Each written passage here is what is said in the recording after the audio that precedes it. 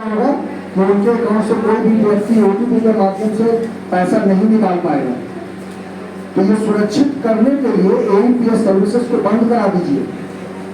अगर एईपीएस बंद करा देंगे तो कोई भी पैसा, आजकल नया सिस्टम आ गया पैसा निकालने का, बोले लगता है आपको टूर पैकेज दे रहे हैं, आप टिकट बुक करा लीजिए, और टिकट बुक कराइएगा तो पता चला कि ओटीपी बताए और आपके अकाउंट से पैसा निकल गया। तो ये सारा तरीका है, इसको रोकना है। तो सबसे अच्छा क्या है, एईपीएस सर्विस को डिसेबल कर दीजिए। अगर डिसेबल करेंगे तो ये सारी सर्विसेज बंद हो जाएंगे, मतलब धोखाधड़ी बंद हो जाएगा। और जिनको अगर 500-1000 रुपये कहीं अंगूठा से निकालना होता है, जहाँ लिखा रहता है सभी बैंकों का पैसा निकलता है, अगर वो पैसा वहाँ से निकालना है तब एईपीएस रखना होगा, अदरवाइज एईपीएस बंद करके रखिए। क्या नहीं, वो आधार अगर एक्टिव होगा तभी तो फिंगरप्रिंट से निकलेगा। आधार डिसेबल हो जाएगा तो सब काम कर पाएंगे, सिर्फ ओटीपी से पैसा नहीं निकलेगा। आइए, ये बैंकिंग सिस्टम था, इसका रेगुलेटर कौन था? Reserve bank of India. अब आते हैं इन्वेस्टमेंट। इन्वेस्टमेंट का रेगुलेटर कौन है? इन्वेस्टमेंट का रेगुलेटर है SEBI, security and exchange board of India. ये चारों रेगुलेटर का फंक्शन पढ़ते हैं, फिर अपना सिलेबस पे आते हैं, क्योंकि हम लोग को बेसिक सिलेबस पता होना चाहिए। अब आते हैं इन्वेस्टमेंट। इन्वेस्टमेंट सबसे अच्छा इन्वेस्टमेंट किस सेक्टर का है? इन्वेस्टमेंट किसको कहेंगे और सेविंग किसको कहेंगे? सेविंग और इन्वेस्टमेंट में अंतर है।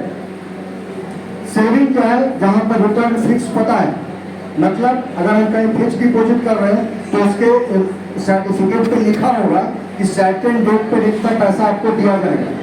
ये क्या हुआ? सेविंग। लेकिन जहां पर आपने पैसा डाला और ये नहीं पता कि उससे ज्यादा मिलेगा कि उससे कम मिलेगा, तो क्या है? इन्वेस्टमेंट। इन्वेस्टमेंट का मतलब है पैसा को रोकना और सेविंग का मतलब है पैसा को रखना। तो पैसा को हमेशा रोक कर रखना चाहिए, इन्वेस्ट करके रखना चाहिए। अब इन्वेस्टमेंट कहाँ करेंगे, कैसे करेंगे, और इन्वेस्टमेंट कहते किसको है, इन्वेस्टमेंट कौन सा अच्छा होगा, ये सारा चीज पढ़ लेते हैं थोड़ा थोड़ा। इन्वेस्टमेंट सबसे अच्छा है, रैंकिंग लिख लीजिए।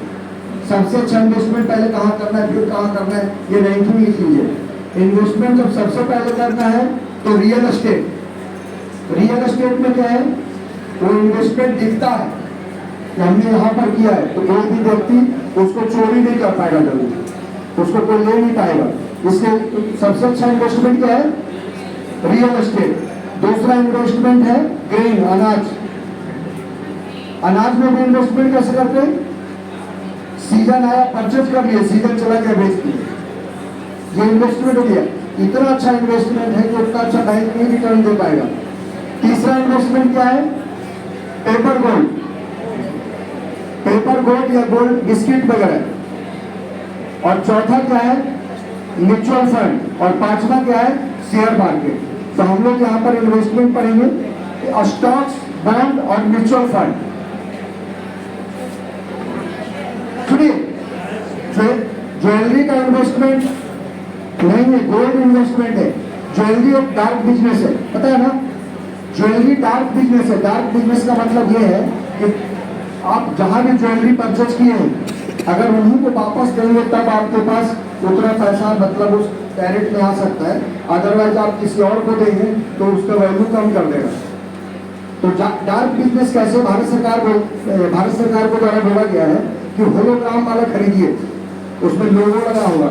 लेकिन होलोग्राम का सरकार ने देखा दिया कि होलोग्राम ज्वेलरी खरीदना है। लेकिन होता क्या है कि होलोग्राम के रजिस्ट्रेशन का सरकार का प्रोसेस बहुत ईजी है। यानी होलोग्राम का रजिस्ट्रेशन का कितना चार्ज लगता है पता है? 2000 रुपीज। अगर 2000 रुपीज के अंदर अगर इंडिया के अंदर अगर होलोग्राम मिलता होगा तो हर दुकानदार एक अपना बना लेगा।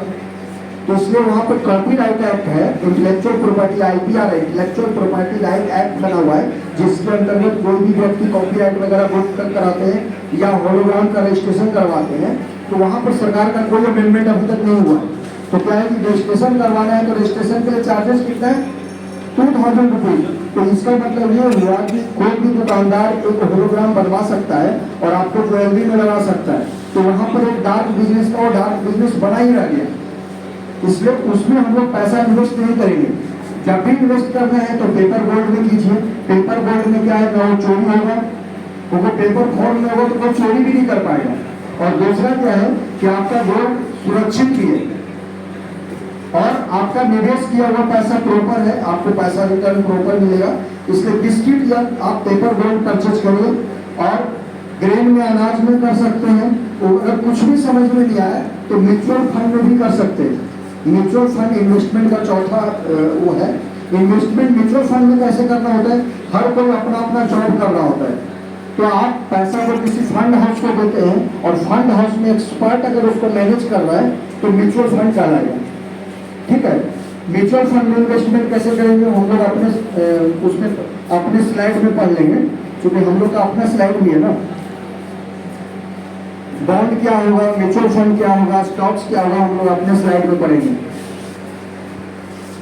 इसे इन्वेस्टमेंट हम लोग बाद में पढ़ लेंगे। थोड़ा थोड़ा तो लग रहा होगा ना कुछ नया नया चीज पढ़ना है, जो चीज जानकारी पहले से पता नहीं है नहीं है। सुनिए, इंश्योरेंस, इंश्योरेंस का रेगुलेटर कौन है? IRDA, insurance regulatory development authority of India. इसका हेडक्वार्टर कहाँ है? IRDA का हेडक्वार्टर है हैदराबाद, हैदराबाद। क्योंकि हम लोग क्या करते हैं, हर चीज का हेड ऑफिस कहाँ है? तो मुंबई। सेबी और RBI का हेड ऑफिस मुंबई है और दोनों जहां जहां सेबी है वहीं वहीं RBI होता है। लेकिन इंश्योरेंस का रेगुलेटर, इंश्योरेंस रेगुलेटर का IRDA कहाँ पर है? हैदराबाद। अब इंश्योरेंस क्या है और इंश्योरेंस क्यों नहीं परचेज करना चाहिए और इंश्योरेंस क्यों परचेज करना चाहिए? देखिए, कभी भी इंश्योरेंस में इन्वेस्टमेंट नहीं खोजना चाहिए। क्यों नहीं खोजना चाहिए? क्योंकि इंश्योरेंस में कभी इन्वेस्टमेंट का रेगुलेटर है सेबी, और हम लोग क्या करते हैं, बच्चों के लिए इंश्योरेंस करवा लेते हैं, इसलिए उनको पढ़ाई में काम आएगा। ऐसा गलती कभी मत कीजिएगा। इंश्योरेंस में कभी भी इन्वेस्टमेंट नहीं खोजिएगा, क्योंकि सागवान के जंगल में अगर शीशम का पेड़ बहुत ज्यादा हो गया तो पेड़ किसका ज्यादा होगा? अगर सागवान का जंगल है और शीशम का पेड़ बहुत ज्यादा है तो पेड़ किसका ज्यादा होगा? सागवान का, क्योंकि जंगल सागवान का है। तो इंश्योरेंस में कभी भी इन्वेस्टमेंट कीजिएगा, कभी किसी से पूछिएगा, अगर उन्होंने इंश्योरेंस कराया है और 20 साल बाद अगर उनको पैसा मिला है तो सेविंग अकाउंट से भी कम मिलता है। कभी देखे हैं?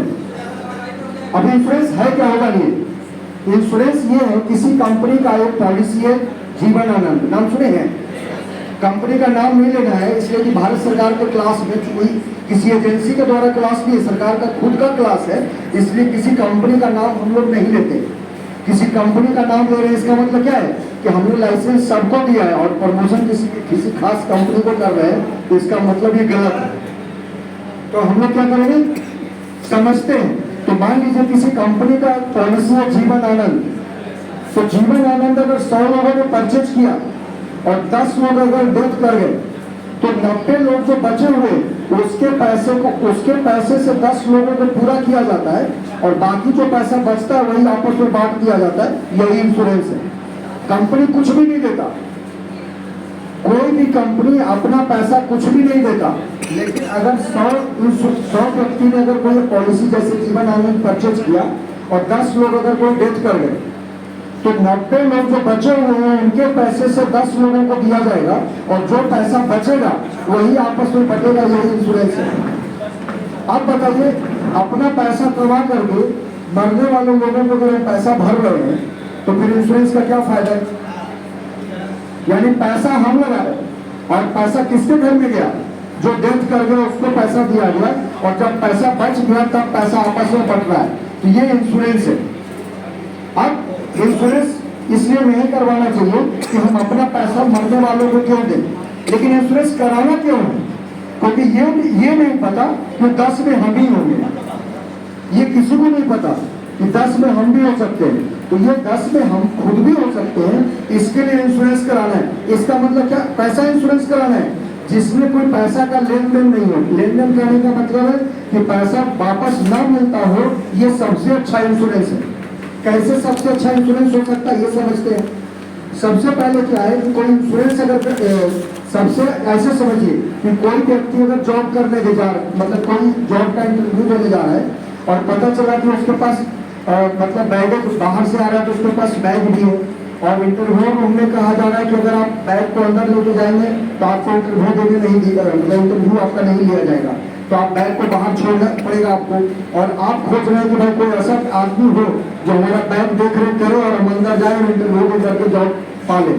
तो ऐसा जो व्यक्ति आपका बैग देखने के लिए बाहर देखेगा बैग, उसको आप क्या करेंगे, 150 रुपया दे देंगे और आपका बैग देखेगा और आप इंटरव्यू दे करके चले आएंगे। तो ये तरीका है, मतलब आपकी जिंदगी को देख रेख करने के लिए जो पैसा, सिर्फ आप मामूली पैसा जो टर्म इंश्योरेंस में आप लोग देते हैं, अगर आप टर्म इंश्योरेंस में आप अपना पैसा इन्वेस्ट करते हैं तब वहां पर आप सुरक्षित है, आपका पैसा सुरक्षित है। लेकिन आप किसी तरह के उल्टे सीधे प्लान में चले गए और आप इंश्योरेंस परचेज कर लिया और इन्वेस्टमेंट के ख्याल से, तो सबसे बुरा पॉलिसी है। इसलिए इंश्योरेंस में जब भी लेना है तो सिर्फ रिस्क लेना है, ठीक है। अब इंश्योरेंस में भी बिजनेस हो गया, कैसे बिजनेस है ये भी समझ लेते हैं हम लोग। लिखिए ह्यूमन लाइफ वैल्यू, लिख लीजिए ह्यूमन लाइफ वैल्यू कैसे निकालते हैं, उसका एक फॉर्मूला है। रूल ऑफ 72 को निकाल लिया ना, लिख लिया ना रूल ऑफ 72। अब ह्यूमन लाइफ वैल्यू देखिए कैसे निकालते हैं। ह्यूमन लाइफ वैल्यू का निकालने का दो तरीका है, मतलब एक ही तरीका है, मतलब दो तरह से निकालेंगे। जिनका उम्र 30 साल से नीचे है तो एनुअल इनकम का 22 टाइम्स, एनुअल इनकम का कितना 22 टाइम्स, यानी 30 साल से नीचे है तो 1 लाख रुपए जो कमा रहा है उसको कितने लाख का इंश्योरेंस होना चाहिए, 22 लाख का। और अगर 30 साल से ऊपर है तो उसका इंश्योरेंस कितना होना चाहिए, 17 टाइम्स।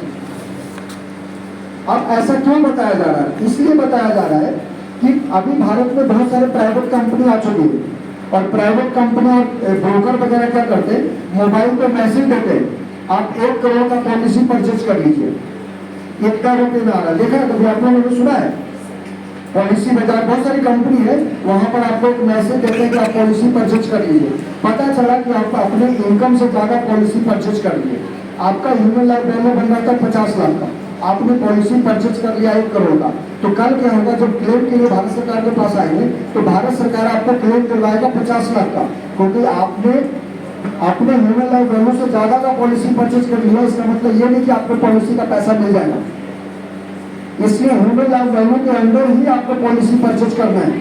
क्योंकि वहां पर सरकार के पास ऐसा बहुत सारे क्लेम आ रहा है कि जिसमें क्या हो रहा है कि आप अपनी लाइफ से ज्यादा पैसा आप प्रीमियम भर दिए बैंक को, मतलब इंश्योरेंस कंपनी को, और क्लेम मिलना है, क्लेम का समय आया तो पता चला कि हम उतना क्लेम नहीं दे पा रहे। मतलब अगर आपको 50 लाख का लेना था और आपने 1 करोड़ का पॉलिसी परचेज कर लिया तो 1 करोड़ के हिसाब से उसको पैसा भरना पड़ेगा, कंपनी को 1 करोड़ का पैसा देना होगा और क्लेम मिलेगा कितने लाख का, 50 लाख का, तो पैसा आपका डूब गया। तो आपका पैसा सुरक्षित हो इसके लिए आपको ह्यूमन लाइफ वैल्यू जरूर निकालने जानना चाहिए, मतलब कैसे निकलेगा। तो जिनका उम्र 30 साल से नीचे है उनको अपनी एनुअल इनकम का 22 टाइम्स, और जिनका 30 साल से ऊपर है उनका ह्यूमन लाइफ एनुअल इनकम का 17 टाइम्स, ठीक है।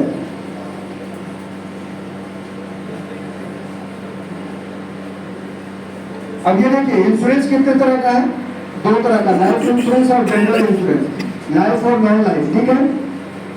लाइफ इंश्योरेंस सबको पता है कि अपनी लाइफ के लिए। जनरल इंश्योरेंस कितने तरह का है, हेल्थ इंश्योरेंस जो बीमार पड़ने से पहले इंश्योरेंस करवा ले, बट बीमार पड़ने के बाद हमें कोई भी पैसा नहीं देना, कंपनी को पैसा देगी। और मोटर इंश्योरेंस, मोटर इंश्योरेंस में थर्ड पार्टी इंश्योरेंस सरकार की तरफ से मैंडेटरी किया हुआ है। मोटर इंश्योरेंस क्या है, आप लोगों को पता है रोड पर चलने का सबसे पहला अधिकार मोटर व्हीकल एक्ट में दिया हुआ है, किसका है पता है, रोड पर चलने के लिए, रोड पर अगर चलना हो तो मोटर व्हीकल एक्ट में दिया हुआ है कि रोड पर चलने का सबसे पहला अधिकार किसको है, किसको, रोड पर चलने का सबसे पहला अधिकार है जानवर को। फिर किसका है, पैदल व्यक्ति का।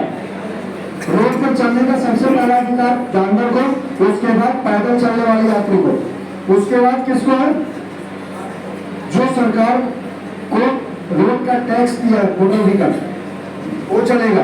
यानी तीसरे नंबर पे, अब मान लीजिए पहला नंबर जिसको अधिकार है वो पहले चल रहा है और बिना जिसको दूसरे तीसरे नंबर पे चलने का अधिकार है, और अगर पहले वाले को एक्सीडेंट कर दिया तो उसको मुआवजा देना पड़ेगा, क्योंकि चलने का अधिकार पहले पैदल वाले को और चल रहा है गाड़ी वाला, तो गाड़ी वाला अगर पैदल वाले को डिस्टर्ब कर दिया तो उसको मुआवजा देना होगा या नहीं देना होगा। तो मुआवजा देने के लिए जो इंश्योरेंस भारत सरकार के द्वारा मैंडेट किया हुआ है कि आप जब तक आप पैसा नहीं जमा करेंगे पैदल यात्री को नुकसान करने के एवज में, तब तक हम आपको गाड़ी चलने नहीं देंगे। देखिए कि जब पुलिस वगैरह क्या होते हैं, इंश्योरेंस का पेपर खोलते हैं, तो आप इंश्योरेंस का पेपर दीजिए, क्योंकि पैदल चलने वाले यात्री को क्षति अगर आप पहुंचाते हैं तो उसका पहले ही पैसा भारत सरकार को दे दीजिए। और अगर भारत सरकार को आपने पैसा जमा कर दिया तभी आप गाड़ी चला सकते हैं रोड पर, क्योंकि चलने का सबसे पहले अगर देखा जाए तो ह्यूमन बीइंग का है, तो वो जानवर को देखो चलिए कोई बात नहीं, लेकिन पैदल यात्री का है, तो पैदल यात्री को अगर कोई नुकसान पहुंचा रहा है तो पैसा देना पड़ेगा उनको। तो इसके लिए भारत सरकार ने क्या किया, हर किसी को थर्ड पार्टी इंश्योरेंस मैंडेटरी कर दिया। अब वो थर्ड पार्टी इंश्योरेंस का पैसा तो हम लोग ले रहे हैं, लेकिन अगर कोई व्यक्ति रोड पर गुजर जाता है, मतलब रोड पर डेथ कर गया, तो ये नहीं पता कि भारत सरकार का पैसा हम लोग लेंगे कहाँ से, क्योंकि पैसा का वन में चल रहा है, पैसा जमा हो रहा है लेकिन क्लेम कोई नहीं ले रहा है। ये पता होना चाहिए कि क्लेम कहाँ से मिलेगा।